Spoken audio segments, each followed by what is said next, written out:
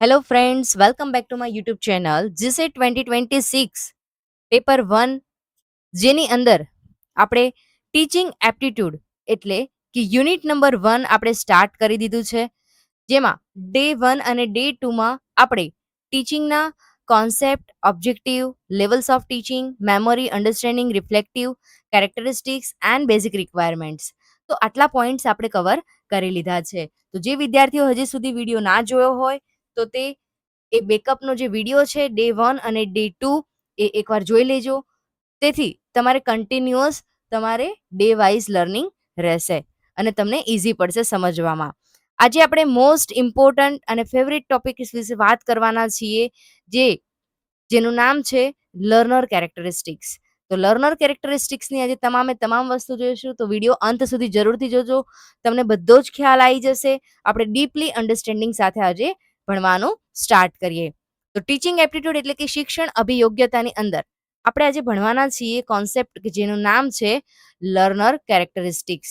શું નામ છે વિદ્યાર્થી? જેનું નામ છે learner characteristics and individual differences. તો જે શીખનાર છે એની લાક્ષણિકતા વિશે આજે આપણે વાત કરવાના છીએ. તો જે શીખનાર છે એ વ્યક્તિ કોણ છે? હ્યુમન. કોણ છે? માણસ. કે માનવ વર્તનમાં શીખવું એક મહત્વનો ખ્યાલ છે. કે કહેવાય ને કે શીખવાની કોઈ ઉંમર નથી હોતી. તમે આજીવન શીખી શકો છો કોઈ બી વસ્તુને. It is a axiom of all teaching and learning. It include everything the learner does and think. It influences the acquisitions of information, attitude, and belief, goals, achievement, failures, behavior, both adaptive and maladaptive, and even personality traits. કે જે માણસ શીખે છે તો એ શીખવાની સાથે સાથે માહિતી, વલણ, માન્યતા, ધ્યેયો, સિદ્ધિઓ અને નિષ્ફળતાઓ, વર્તન, અનુકૂલશીલ, અયોગ્ય બંને વ્યક્તિના લક્ષણોને સંપાદનને પ્રભાવિત કરે છે. તો આ હતું આપણું બેઝિક કે લર્નિંગ એટલે કે જે લર્નર છે એ પોતાની લાક્ષણિકતા કેવી ધરાવે છે એની વાત કરી છે. Learning has been defined as a relatively permanent change in the behavior that occurs as a result of experience and practices. જે માણસ કોઈ પોતાની પ્રવૃત્તિથી કઈ ને કઈ વસ્તુ શીખે છે તો એના વર્તનમાં સૌથી પહેલા સુધારો આવે છે. તો એના માટેના આપણને ટોટલ 3 એલિમેન્ટ્સ આપ્યા છે. કેટલા એલિમેન્ટ્સ આપ્યા છે? 3 એલિમેન્ટ્સ આપ્યા છે. તો એ 3 એલિમેન્ટ્સ જોઈએ કે કયા કયા છે. પેલું આપ્યું છે કે learning is a change in a behaviour. કે જે તમે શીખો છો એનાથી તમારા વર્તનમાં શું થાય છે? પરિવર્તન આવે છે. This change take place through experience or practice. તો એ વસ્તુ તમને શેનાથી મળે છે? એક અનુભવ અને એક પ્રેક્ટિસ એટલે કે એક પ્રયત્નથી તમને પ્રાપ્ત થતું હોય છે. The occurred change must be relatively permanent. Example, the learn response must last for the ફેરલી long time. થયેલો ફેરફાર પ્રમાણમાં કાયમી હોવો જોઈએ. માનો કે કોઈ વસ્તુ શીખવાથી તમારામાં કોઈ પરિવર્તન આવ્યું છે તો એ કેવું હોવું જોઈએ? કાયમિક હોવું જોઈએ. કે એ વસ્તુ શીખ્યા બાદ તમને આવડવી જોઈએ, કે લાંબા સમય સુધી એ વસ્તુ ટકી રહેવી જોઈએ. લર્નિંગની ડેફિનેશન અલગ અલગ ઓથરો આપી છે. તો શીખવાની વ્યાખ્યા કઈ છે? તો જ્યારે જીસેટની અંદર ક્વેશ્ચન્સ પૂછાય છે ત્યારે તમને 1 માર્ક્સની અંદર તમને ક્વેશ્ચન્સ પૂછાતા હોય છે કે આ વ્યાખ્યા કોણે આપી, આ ક્વેશ્ચન્સ કોણે આપ્યો, આ વ્યાખ્યા કોણે આપી, આ વ્યાખ્યા કયા ઓથરે આપી, કયા યરમાં આપી. આવી રીતે અલગ અલગ ક્વેશ્ચન્સ પૂછાતા હોય છે. કે various psychologists and educationals have defined the concept of learning following are some of the definition given by them. તો અલગ અલગ ઓથરે આપણને અલગ અલગ ડેફિનેશન આપી છે જેની વાત કરવાના છીએ. સૌથી પહેલા છે આપણી પાસે લર્નિંગ એઝ અ પ્રોસેસ. શું આપ્યું છે? લર્નિંગ એઝ અ પ્રોસેસ. કે તમે શીખવાની પ્રક્રિયા એ કેવી હોય છે? સતત હોય છે. કે પ્રક્રિયા તરીકે તમારે શીખતું રહેવું પડે. એની ડેફિનેશન કોણે આપી હતી? તો હિલગાર્ડે. An exponent in the field of learning says learning is a process by which an activity originates or its change through training procedure. કે શિક્ષણ ક્ષેત્રના પ્રતિપાદક હિલગાર્ડ કહે છે કે શીખવું એક એવી પ્રક્રિયા છે કે જેના દ્વારા તાલીમ પ્રક્રિયા દ્વારા કોઈ પ્રવૃત્તિ ઉદ્ભવે અથવા બદલાઈ જાય છે. પછી બર્નાર્ડે કીધું હતું કે Bernard takes learning is a process by which an organism satisfying the motivation adapt or adjust to situations in which it must modify the behaviour in order to overcome obstacle and barrier. બર્નાર્ડે શીખવાને એક એવી પ્રક્રિયા તરીકે લે છે કે જેના દ્વારા પ્રેરણાને સંતોષતું જીવ એવી પરિસ્થિતિઓને અપનાવે છે અથવા સમાયોજિત કરે છે કે જેમાં તેને અવરોધોને દૂર કરવા માટે તેમાં વર્તનમાં એને ફેરફાર કરવો પડે છે. જ્યારે માણસ શીખે ત્યારે જ એના વર્તનમાં ફેરફાર થાય, ત્યાં સુધી થાય નહીં. Learning as a change in a performance. હવે એના શિક્ષણ પ્રદર્શનમાં પરિવર્તન તરીકે કઈ રીતે ભાગ ભજવે છે એની ડેફિનેશન આપી હતી McGeoch. A renowned comparative psychology says that learning as we measure it is a change in a performance as a function of practice. મેગો એક પ્રખ્યાત તુલનાત્મક મનોવૈજ્ઞાનિક હતા અને કહે છે કે જેમ આપણે તેને માપીએ છીએ તેમ શીખવું એ પ્રેક્ટિસના કાર્ય તરીકે પ્રદર્શનમાં પરિવર્તન થાય છે. વોલ્કર ઇલિયલે કીધું હતું કે learning is an relatively permanent change in performance that occur as a result of experience and is not attributable to maturations, fatigue and motivation. શિક્ષણને પ્રદર્શનમાં પ્રમાણમાં કાયમી પરિવર્તન તરીકે ગણવામાં આવે છે જે અનુભવના પરિણામે થાય છે અને પરિપક્વતા, થાક અને પ્રેરણાને આભારી નથી. તો આની ડેફિનેશન્સ કોણે આપી હતી? તો વોલ્કર ઇએલે આપી હતી. હવે વાત કરીએ કે learning as a acquisitions and retention, કે શિક્ષણને પ્રાપ્તિ અને જાળવણી તરીકે કઈ રીતે જોવામાં આવે છે. તો Crow and Crow opinion that learning involve the acquisitions of habit, એ તમારી ટેવ, નોલેજ એટલે કે તમારું જ્ઞાન, અને એટીટ્યુડ્સ એ કે તમારું વલણ નું સંપાદન કરે છે. Skinner also include learning as a both acquisition and retention. સ્કિનરે શેની વાત કરી હતી? તો પ્રાપ્તિ અને જાળવણી બંનેની વાત કરી હતી સ્કિનરે. પણ ક્રો એન્ડ ક્રોએ શેની વાત કરી હતી? એની ટેવ, એનું જ્ઞાન અને એનું વલણ એટલે કે એટીટ્યુડની વાત કરી હતી. આઈ હોપ તમને આ સુધી ક્લિયર થઈ ગયું હશે. તો અત્યારે જ વિડીયોને લાઈક કરી દો. લર્નર કેરેક્ટરિસ્ટિક્સ એટલે કે શીખનારાઓની લાક્ષણિકતાઓ. તો શીખનારાના લક્ષણો કેવા હોવા જોઈએ? તો if we analyse the different definitions and interpretations of learning, આપણે આગળ સુધીમાં ઘણી બધી વ્યાખ્યાઓ પણ જોઈ અને ઇન્ટરપ્રિટેશન્સ એટલે કે એનું વ્યાખ્યાયન પણ જોયું. The process and produce learning and different factor of learning, we can from some idea about the nature of learning. To sum up, learning has the following characteristics. જો આપણે શીખવાની વિવિધ વ્યાખ્યાઓને અર્થઘટનની વાત કરીએ તો વિવિધ પરિબળોનું આપણે વિશ્લેષણ કરવું જોઈએ, જેમાં દરેક અલગ અલગ તમને લાક્ષણિકતાઓ આપી છે. સૌથી પહેલી લાક્ષણિકતા છે કે learning is a modifications of behaviour, કે શીખવું એ તમારા વર્તનમાં સૌથી પહેલા શું થાય છે? ફેરફાર થાય છે. બરાબર. બીજું છે કે learning is a purposive. Learning is a purposive, તમે શીખો છો તેની પાછળ ધ્યેય તમારો નક્કી હોવો જોઈએ. કે MC Douglas stress the purposeful of nature of learning. In other words, learning is a goal oriented, એટલે કે તમે જે કંઈ પણ વસ્તુ શીખી રહ્યા છો તો એની પાછળ તમારો કોઈ હેતુ હોવો જોઈએ. ત્યારબાદ છે learning is a continuous process, એ તમારી એક સતત પ્રક્રિયા છે. Learning is a universal phenomena, કે learning take place everywhere by all organizing in all culture and activity that taken by up all the living. શીખવું એક સાર્વત્રિક ઘટના છે. શીખવું એ બધી સંસ્કૃતિઓમાં બધા જીવો દ્વારા દરેક જગ્યાએ થાય છે. તે એક એવી પ્રવૃત્તિ છે કે તે જે તમામ જીવંત લોકો દ્વારા એને લેવામાં આવે છે. Learning is a progressive and development, તો શીખવું એ પ્રગતિશીલ અને વિકાસશીલ પણ છે. લર્નિંગ ઇઝ અ ટ્રાન્સફરેબલ, એટલે કે transfer in learning is a feasible material, things and subject matter. Learner in one situations may facilitate or inhibited learning in other situations. શીખવું એ ટ્રાન્સફરેબલ છે, શીખવામાં ટ્રાન્સફર શક્ય છે.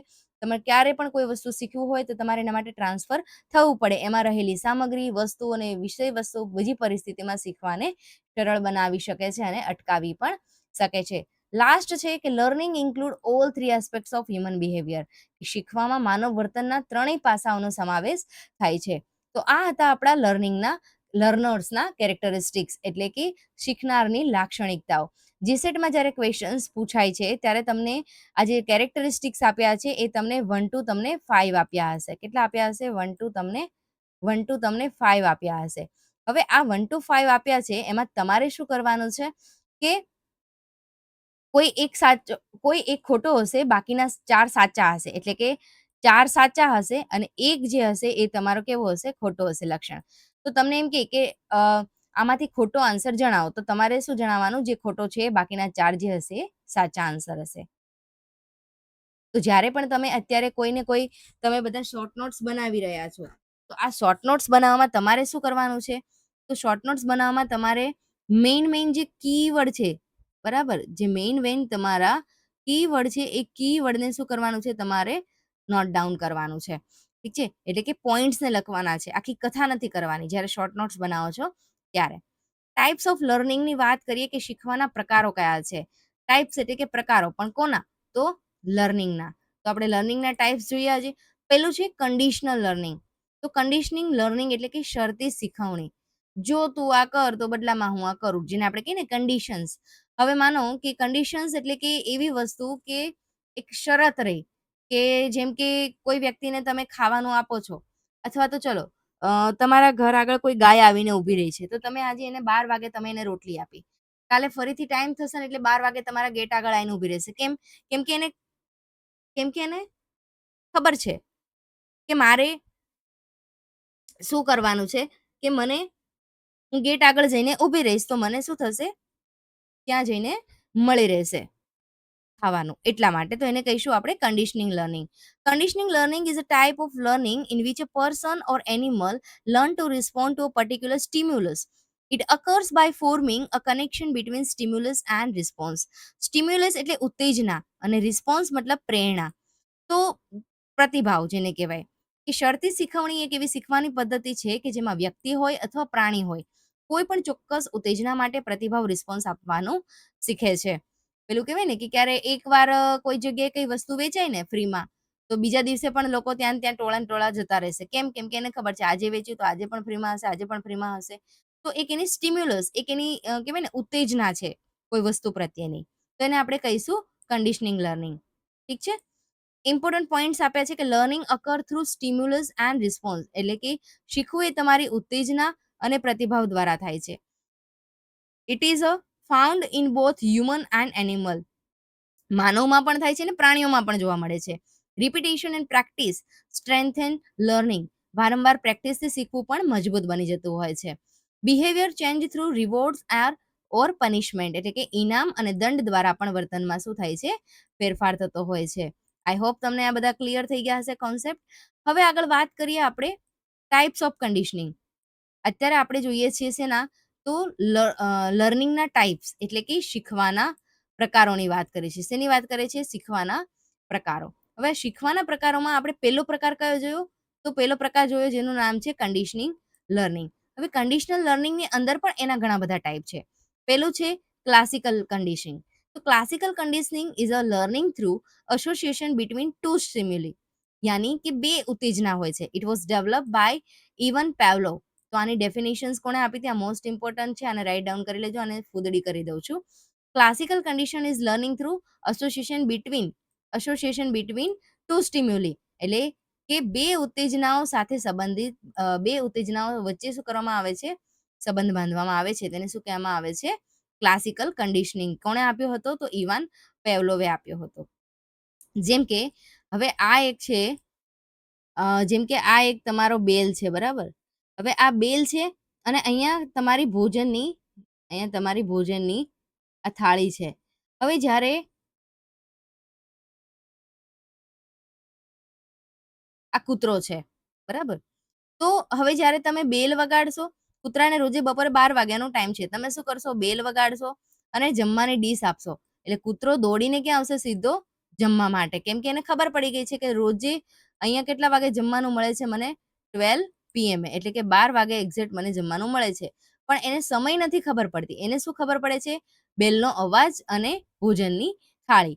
તો આ જે કૂતરો છે એને શું થયું? બે પ્રકારની સ્ટિમ્યુલી, એટલે કે ઉત્તેજના થઈ. એક તો એનો ઘંટ અને એક એનો બેલ. પણ જો હવે ખાલી ઓન્લી બેલ વાગશે અને થાળી નહીં આવે, તો કૂતરો શું આવશે? ના. પણ કૂતરાના મોઢામાં શું થઈ જશે? પાણી. એટલે કહેવાય ને કે માય માઉથ ઇઝ વોટરિંગ, કે કૂતરાના મોઢામાં લાળ આવે છે. એટલે કે એને ખાવાની ઉત્તેજના જાય છે કે મને બેલ તો વાગ્યો પણ ખાવાની ડીશ આવી નથી. તો એ શું કરશે? તડપડશે ખાવા માટે. બીજી કન્ડિશન છે operant conditions. Learning take place through towards and punishment. It was propose by BF Skinner. તો ઓપરેશન કન્ડિશનિંગ કોણે આપી હતી? તો BF સ્કિનરે આપી હતી કે ઇનામ અને દંડ દ્વારા શીખવાની પ્રક્રિયાને ઓપરેન્ટ કન્ડિશન કહે છે. Student study hard because the teacher gives praise. શિક્ષક પ્રશંસા કરે એટલે વિદ્યાર્થી વધુ અભ્યાસ કરે. કાલ ઉઠીને તમે પણ લોકો સ્ટુડન્ટ્સને ભણાવવા જશો તો ત્યારે પણ તમારે શું કરવાનું રહેશે કે સ્ટુડન્ટની સામે એ લોકોના વખાણ કરવા પડશે. જેવી રીતે તમે વખાણ કરશો એટલું વધુ સારું એ લોકો અભ્યાસ કરી શકશે. થર્ડ છે તમારું aversive conditions. Learning occur by avoiding unpleased experience. ખરાબ અથવા દુઃખદ અનુભવથી દૂર રહેવાનું શીખવું એ અવર્સિવ કન્ડિશન્સ કહેવાય છે. ખરાબ અથવા તો દુઃખદ અનુભવ એટલે કે અવોઇડિંગ અનપ્લીઝન્ટ એક્સપિરિયન્સ એટલે કે દુઃખદ અનુભવોથી દૂર રહેવું આપણા માટે સારું છે. A child avoid touching fire after getting burn. જ્યારે કોઈ બાળક દાજી જાય છે કોઈ વસ્તુથી ત્યારે એને શું કરવામાં આવે છે, બીજી વાર એ આગથી દૂર રહે છે, આગને સ્પર્શ કરતું નથી. હવે પેલું આપણે જોયું હતું તો પેલી કન્ડિશન્સ કઈ જોઈ હતી આપણે, તો ટાઈપ્સ ઓફ લર્નિંગની અંદર પેલો આપણો ટાઈપ્સ કયો હતો, તો પેલો ટાઈપ્સ હતો આપણો કન્ડિશનલ લર્નિંગ એટલે કે શરતી શીખવણી. હવે વાત કરીએ આપણે બીજાની એટલે કે મોટર લર્નિંગ. મોટરની વાત આવે ત્યારે આપણે એટલું માનવાનું ફિઝિકલની વાત આવી. શેની વાત આવી? ફિઝિકલ. ફિઝિકલ એટલે કે શારીરિક ક્રિયાઓની વાત કરવામાં આવી છે કે motor learning refers to learning physical skill and muscular coordinations, કે શારીરિક કૌશલ્ય અને સ્નાયુઓના સંકલન દ્વારા થતું કાર્ય છે. Relate to physical movement, require practice coordinations and skill improve gradually, કે શારીરિક હલનચલન સાથે સંબંધિત છે, પ્રેક્ટિસ અને સંકલન જરૂરી છે અને કૌશલ્ય ધીમે ધીમે એનાથી સાથે સુધરે છે. જેમ કે સ્વિમિંગ કરવું, ડ્રાઇવિંગ કરવું, ટાઈપિંગ કરવું, સાયકલિંગ કરવું, તો આ તમામે તમામ જેટલી પ્રક્રિયા છે એ કઈ છે? શારીરિક પ્રક્રિયા છે. કઈ પ્રક્રિયા છે? શારીરિક પ્રક્રિયા છે. હવે વાત કરીએ ડિસ્ક્રિમિનેશન લર્નિંગ. થર્ડ આપણો પ્રકાર છે લર્નિંગનો ડિસ્ક્રિમિનેશન લર્નિંગ એટલે કે ભેદભાવ શીખવણી. તો એ બાળકને ક્યારે ખબર પડે છે? જ્યારે શીખે છે ત્યારે. Discrimination learning means learning to differentiate between two or more stimuli, કે બે અથવા વધુ વસ્તુઓ વચ્ચેનો ફરક ઓળખવાનું શીખવું એટલે કે ભેદભાવ શીખવણી. અને આપણે શું કહીશું? ભેદભાવ શીખવણી. Learner identify differences. લર્નર એટલે કે શીખનાર ફરક ઓળખે છે. Correct response or rewarded and wrong response may be punished. ખોટા જવાબને પણ દંડ મળી શકે છે. જેમ કે એક્ઝામ્પલ આપ્યું છે કે difference between mother and stranger એટલે કે કોઈ અજાણ્યો વ્યક્તિ અને માતા, આ બંને વચ્ચે એનો ફરક ખબર પડી જાય છે. ત્યારબાદ છે આઈડેન્ટિફાઈંગ કલર એટલે કે ડિફરન્શિએટ સાઉન્ડ. રંગોની ઓળખ થાય છે. ત્યારબાદ છે ડિફરન્શિએટ સાઉન્ડ એટલે કે અવાજોમાં પણ ફરક ખબર પડી જાય છે. તો આ હતા આપણા ડિફરન્શિએટ લર્નિંગ એટલે કે ડિસ્ક્રિમિનેશન લર્નિંગ એટલે કે ભેદભાવની પરખ. ત્યારબાદ આવે છે વર્બલ લર્નિંગ એટલે કે મૌખિક શીખવણી. વર્બલ લર્નિંગ ક્યારે થશે? કે જ્યારે કોઈ વસ્તુ તમે બોલીને, વાંચીને સંભળાવો છો ત્યારે એને કહીશું વર્બલ લર્નિંગ. કે learning through word, language, reading, writing, speaking is called verbal learning. કે તમે શબ્દો દ્વારા, ભાષા દ્વારા, વાંચન દ્વારા, લખાણ દ્વારા અને બોલવાથી થતું શીખવું એટલે કે મૌખિક શીખવણી. જેમ કે most important in education, develop communication skill and help language in development એટલે કે તમારે ભાષા વિકાસમાં પણ મદદ કરે છે. એક્ઝામ્પલ આપ્યા છે તમને શેના? વર્બલ લર્નિંગ કોને કહેવાશે? લર્નિંગ બાય પોયમ એટલે કે કવિતા યાદ કરવી, મેમોરાઇઝમ ડેફિનેશન એન્ડ ક્લાસરૂમ ટીચિંગ. તો આ બધા થશે તમારું વર્બલ કોમ્યુનિકેશન્સ. ત્યારબાદ છે કોન્સેપ્ટ લર્નિંગ. કોન્સેપ્ટ લર્નિંગ એટલે કે ધારણા શીખવવી. Concept learning means understanding common quality or idea among objective or event, કે વસ્તુઓ અથવા ઘટનાઓમાં રહેલા સામાન્ય ગુણો સમજવાનું શીખવું એટલે ધારણા શીખવણી. કોઈ વસ્તુને તમે બેઝિકથી સમજો એને કહેવાય કોન્સેપ્ટ લર્નિંગ.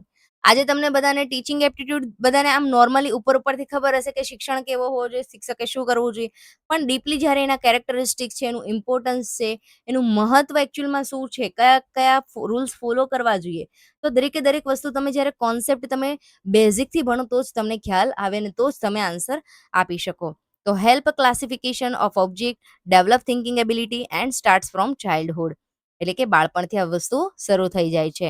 એક્ઝામ્પલ આપ્યું છે જેમ કે આપણે બાળપણમાં નાના હતા ત્યારે આપણા મમ્મી આપણને કોઈ પોસ્ટર બતાવીને કહેતા હતા કે આ ફ્રૂટ છે, આ એનિમલ છે, આ વાઘ છે, આ ગાય છે. તો વસ્તુ આપણે જોઈને શીખતા હતા કે શેપ છે, કલર છે, આ દરેકે દરેક વસ્તુ શીખવતા હતા. ત્યારબાદ છે પ્રોબ્લેમ સોલ્વિંગ લર્નિંગ એટલે કે સમસ્યા ઉકેલ શીખવણી. Problem solving learning is a learning through reasoning, thinking and finding solutions to problem, કે વિચાર શક્તિ અને તર્ક દ્વારા સમસ્યાનો ઉકેલ શોધવાનું શીખવું એને કહેવાય સમસ્યા ઉકેલ શીખવણી.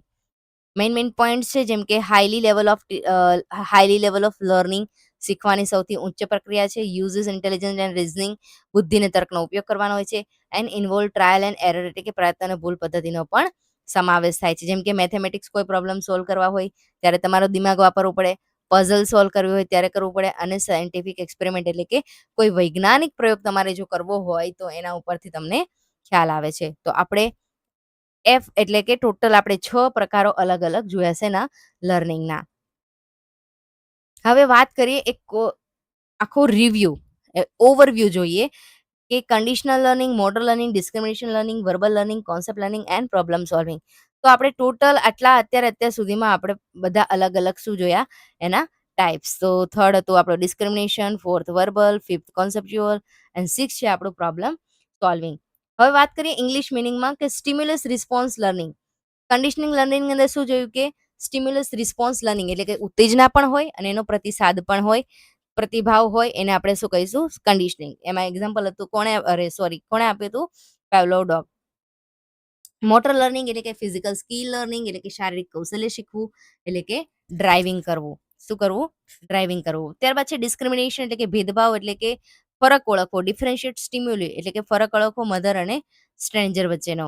વર્બલ લર્નિંગ એટલે કે લર્નિંગ થ્રુ લેંગ્વેજ. તો લર્નિંગ થ્રુ લેંગ્વેજમાં આપણે શું જોયું હતું? ભાષા દ્વારા શીખવું, જેમ કે પોયમ છે. તો દરેક વસ્તુને આપણે શું કરવાનું? શીખવાનું. ત્યારબાદ છે કન્સેપ્ટ લર્નિંગ એટલે કે અન્ડરસ્ટેન્ડિંગ આઈડિયાઝ, ધારણા સમજવી, જેમ કે ફ્રૂટ છે. પ્રોબ્લેમ સોલ્વિંગ એટલે સોલ્વિંગ પ્રોબ્લેમ્સ લોજિકલી, તર્કથી સમસ્યા ઉકેલવી, અને મેથ્સ પ્રોબ્લેમ. તો આ જે છે એ તમારું એક રિવિઝન છે. આ શું છે? આ જે તમને આપ્યું આ શું છે? આપણું આખું રિવિઝન છે કે રિવિઝન દ્વારા આપણે સમજવાનું છે કે આપણે કઈ રીતે કાર્ય કરવું જોઈએ. હવે આગળ વાત કરીએ લર્નરના કેરેક્ટરિસ્ટિક્સ એટલે આપણે એની વિશેષતાઓ જોવાની છે કે learner characteristics refers to quality, ability, background, behaviour, mental ability, learner that influence how and what they learn.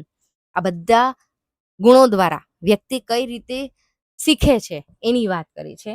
These characteristics help teacher and instructional designer to prepare suitable teaching method and learning material according to students' need.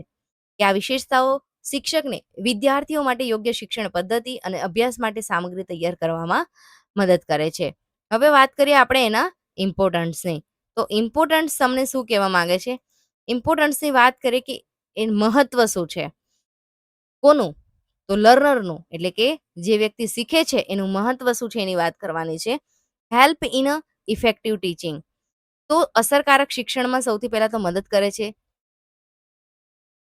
Make learning more interesting. જેટલું શીખવાની પ્રક્રિયાને સૌથી વધુ રસપ્રદ બનાવે છે. Help in a preparing suitable study materials એટલે કે યોગ્ય અભ્યાસ સામગ્રી બનાવવામાં મદદ કરે છે. ઇમ્પ્રૂવ સ્ટુડન્ટ મોટિવેશન્સ એટલે કે વિદ્યાર્થીઓમાં પ્રેરણા વધારે છે. Help teacher understand student better એટલે શિક્ષકને વિદ્યાર્થીને સારી રીતે સમજવામાં મદદ કરે છે. કોણ? તો એક લર્નર. એનું મહત્વ કીધું છે, એની વિશેષતાઓનું. હવે વાત કરીએ ટાઈપ્સ ઓફ લર્નર કેરેક્ટર્સ. જે શીખનાર છે હવે એની વિશેષતાના પ્રકારો કયા કયા છે તેની વાત કરવાની છે. વિશેષતાની વાત કરવાની છે. પહેલો એનો પ્રકાર છે પર્સનલ કેરેક્ટરિસ્ટિક્સ. પર્સનલ કેરેક્ટરિસ્ટિક્સ એટલે શું થશે? વ્યક્તિગત લક્ષણો. કેવા લક્ષણો થશે?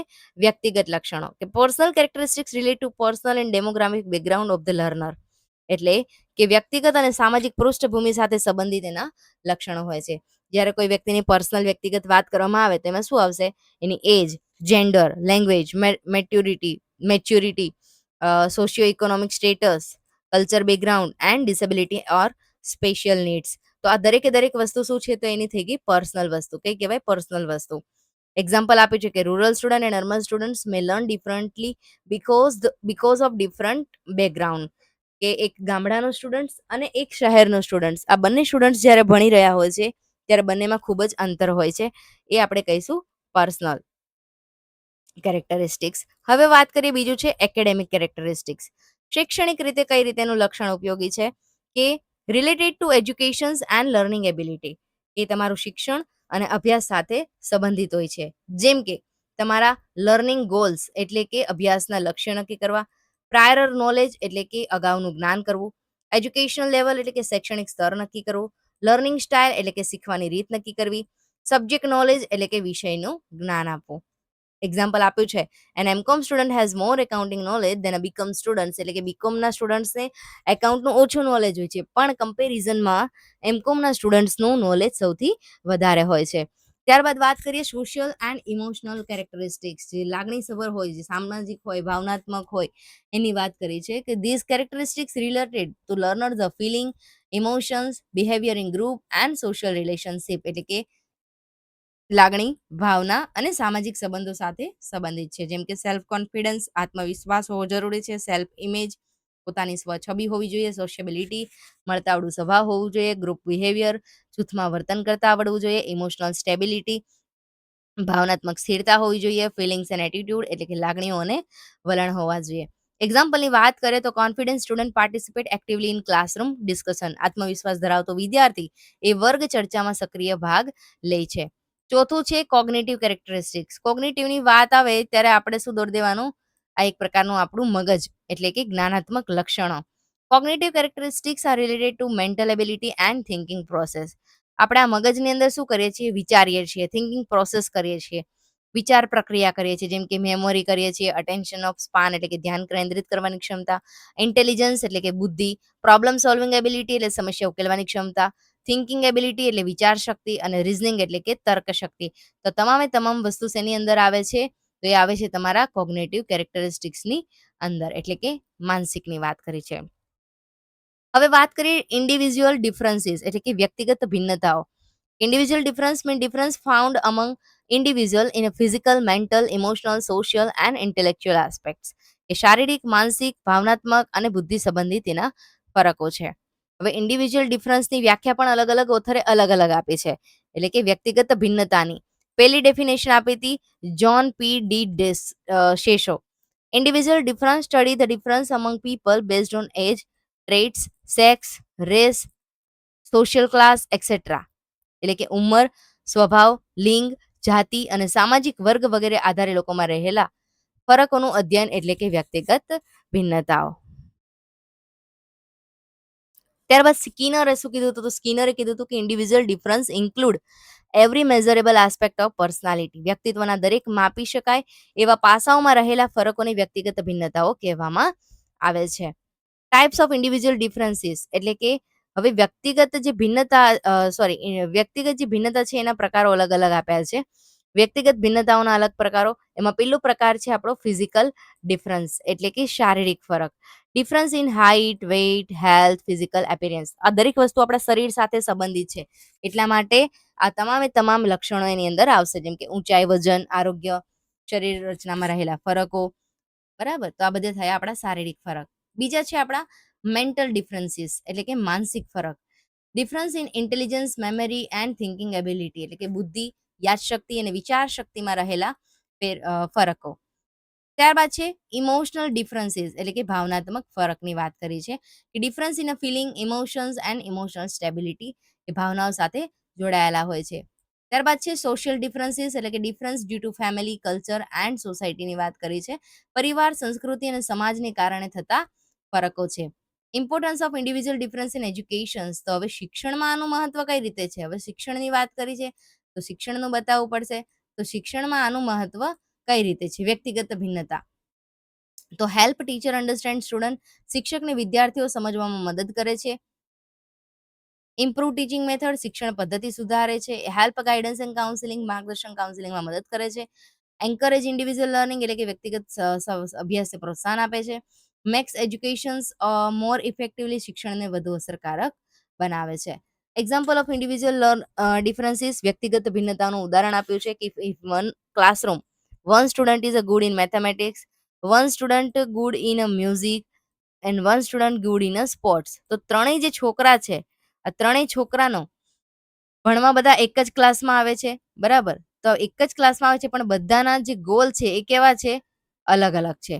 કોઈને મેથેમેટિક્સમાં ઇન્ટરેસ્ટ છે, કોઈને મ્યુઝિકમાં ઇન્ટરેસ્ટ છે, કોઈને સ્પોર્ટમાં ઇન્ટરેસ્ટ છે, કોઈને સિંગિંગમાં છે. તો એને આપણે કહીશું ઇન્ડિવિજ્યુઅલ ડિફરન્સીસ. આ વ્યક્તિગત ભિન્નતાઓ દર્શાવે છે કે learner characteristics and individual difference play an important role in education. Every learner is unique, so teaching method should be planned according to learner's need, ability or interest.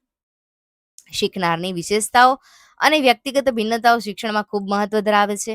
દરેક વિદ્યાર્થી અલગ હોય છે, તેથી શિક્ષણ પદ્ધતિ વિદ્યાર્થીઓની જરૂરિયાત, ક્ષમતા અને રસ અનુસાર એને હોવી જોઈએ.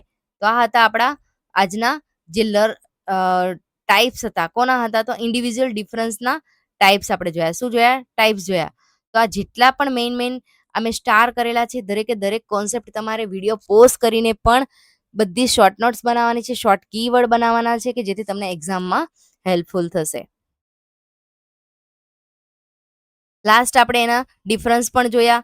કોઈ સ્ટુડન્ટ્સ ગણિતમાં સારો હોય, કોઈ સંગીતમાં સારો હોય, કોઈ રમત-ગમતમાં સારો હોય. તો આવી રીતે જે દરેક એક લર્નર છે એને એક નહીં મલ્ટિપલ લર્નરને શીખવાની અલગ-અલગ સ્કિલ હોય છે, અલગ-અલગ પદ્ધતિ હોય છે. તો આજનો વિડીયો જો તમને સારો લાગ્યો હોય તો વિડીયોને લાઇક, શેર, સબસ્ક્રાઇબ કરવાનું ભૂલતા નહીં. અને હા, કોમેન્ટમાં લખી દેજો આઈ કેન ક્રેક જીસેટ 2026. હું એ લખી દઉં છું તમને. આ જ સેન્ટેન્સ સેમ લખવાનું છે. I can crack GSET. I can crack GSET 2026. કોમેન્ટમાં લખી દેજો. આનો એક બેનિફિટ છે, હું તમને પછી કહીશ કે આ લખવાથી શું ફાયદો થશે. પણ અત્યારે દરેક વિડીયોની અંદર જો તમને વિડીયો સારી લાગ્યો હોય તો વિડીયોને કોમેન્ટ કરી આપજો અને લખી દેજો આઈ કેન ક્રેક જીસેટ 2026. અને તમારા દોસ્તો સુધી મેક્સિમમ તમે આ વિડીયોને શેર કરો, જેથી સપોર્ટ મળી રહે અને હું આવનાર તમામ નવા વિડીયો તમારા સુધી લાવી શકું. તો મળીએ નેક્સ્ટ વિડીયોમાં. જય દ્વારકાધીશ.